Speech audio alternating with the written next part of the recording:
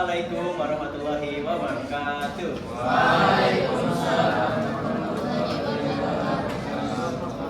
Pada kesempatan kali ini saya akan menjelaskan tentang biografi idola saya, yaitu Charles Leclerc yang adalah seorang pembalap Formula 1.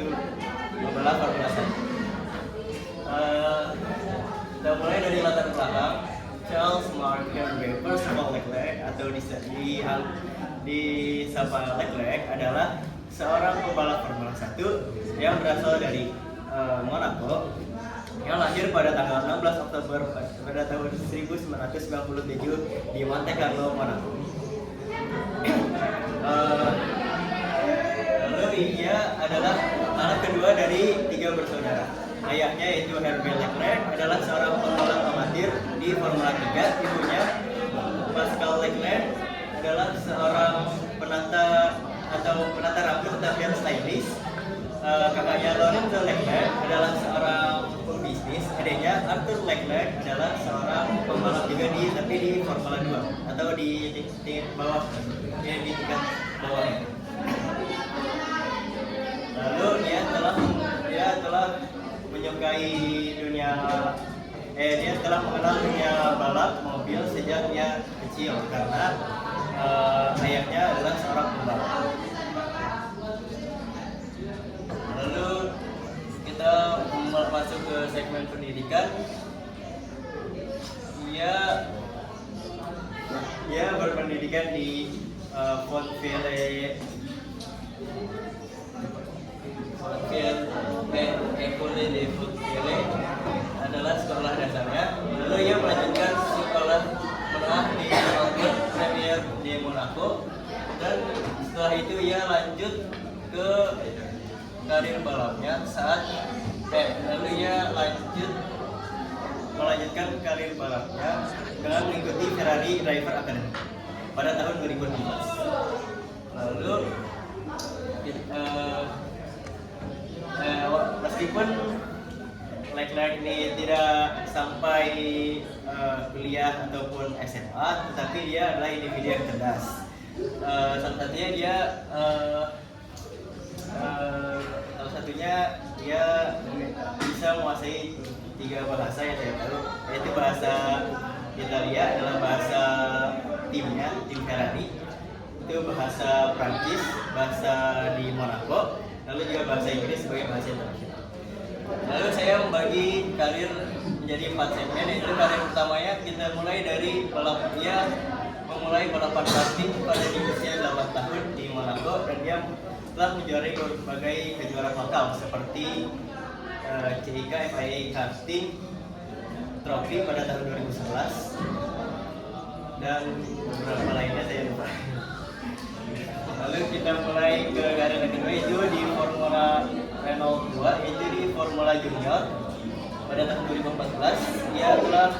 Dia finish di posisi ke-7 dari 14 balapan di klasmen.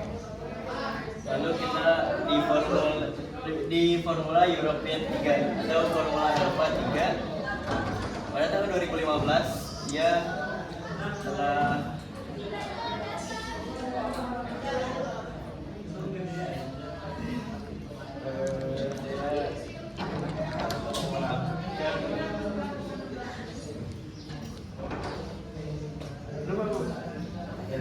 kita lanjut ke GP3 Series Champion pada tahun 2012.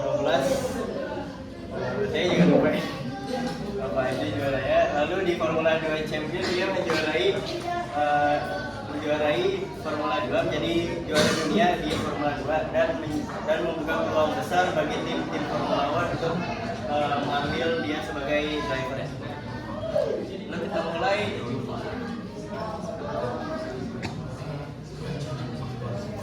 mulai di karir Leclerc. Pertama kali dia bergabung di Formula 1 yaitu di Alfa Romeo Sauber pada musim 2018. Dia tidak menjadi juara dunia, tapi dia cukup kompetitif. Dia sering mengalahkan rekan setimnya, yaitu Magnus Eriksson, dan dinobatkan sebagai Rookie of the Year pada tahun tersebut. Lalu dia direkrut oleh tim Ferrari pada tahun 2019 menggantikan Kimi Räikkönen jadi pembalap Ferrari termuda sejak 1961. Jadi tahun tersebut ia telah memenangkan beberapa Grand Prix atau beberapa balapan yaitu di Monza Italia dan juga di Belgia. Dan di musim 2022 adalah musim terbaiknya selama balap di Formula 1.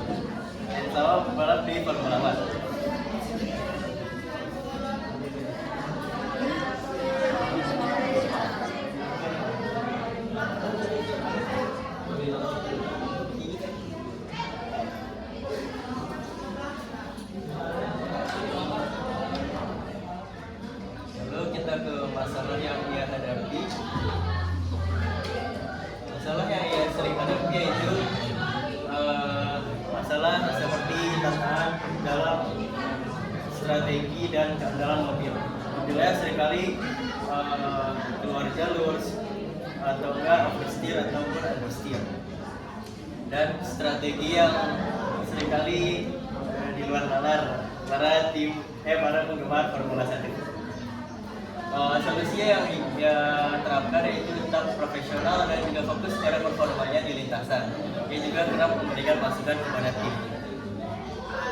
Lalu tantangan yang dia hadapi yaitu kehilangan Jules Bianchi pada tahun 2015. Jules Bianchi ini adalah seorang teman dekat ataupun disebut godfather oleh orang-orang, sehingga ini membuat dia terpukul dan kehilangan Jules Bianchi pada tahun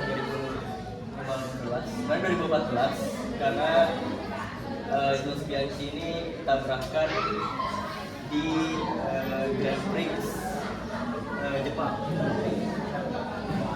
Lalu yang kedua, dia kehilangan ayahnya pada tahun 2017 saat dia lagi bertanding di Formula 2 tadi. Dan di Formula 2 dia sebagai juara dunia, tetapi pada tahun itu juga dia harus kehilangan ayahnya. Lalu ia memulai dari keluarga sederhana yang tidak memiliki banyak uang untuk meneruskan karirnya sebagai pembalap. Lalu dia memiliki tekanan di Ferrari sebagai pembalap termuda. Tentunya Ferrari sangat berharap untuk Leclerc ini menjadi juara dunia dan mengembalikan masa kejayaan Ferrari sebagai tim yang kuat. Lalu mobilnya yang tidak kompetitif, yang tadi saya bilang, mobilnya ini seringkali muter, speed, keluar, sana sini, kayaknya gak jelas.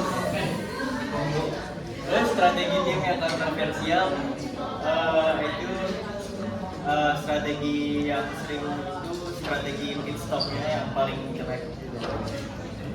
Lalu tekanan media dan penggemar, tentunya kesalahan kecil yang lakukan tentu sangat menjadi perhatian besar bagi media. Lalu beban harapan yang tadi saya bilang juga, harapan dia sebagai balap muda yang bisa mengangkat derajat tim Ferrari kembali.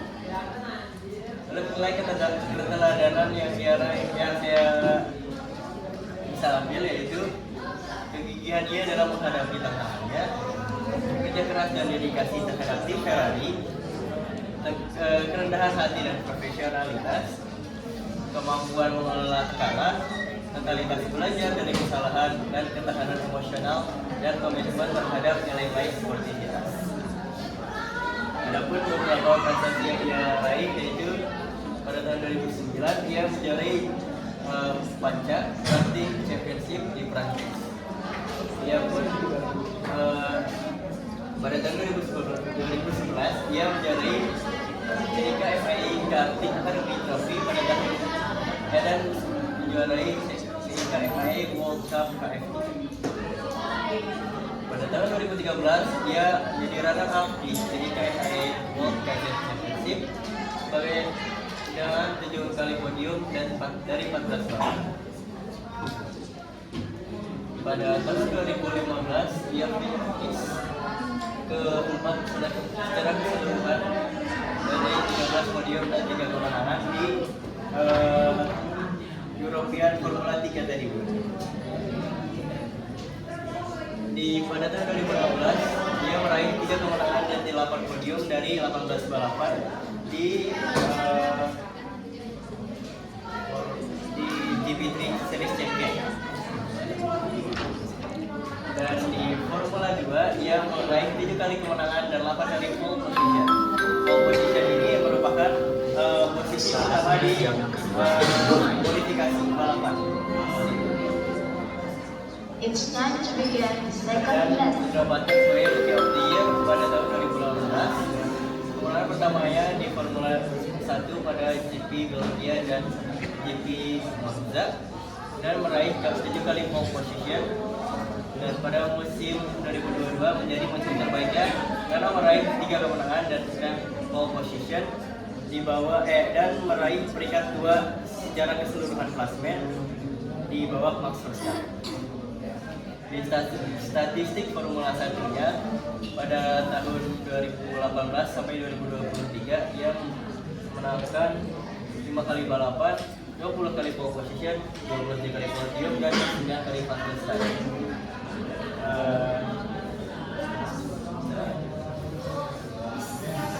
Ini adalah salah satu video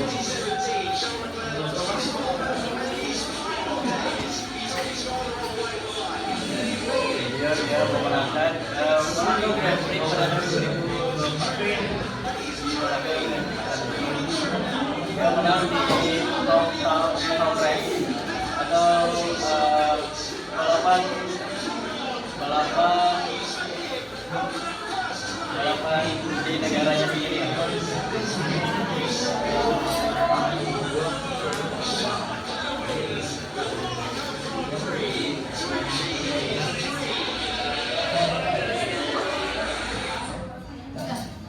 Sekian dari saya.